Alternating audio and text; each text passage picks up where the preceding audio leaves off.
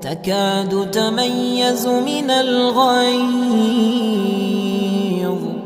كلما ألقي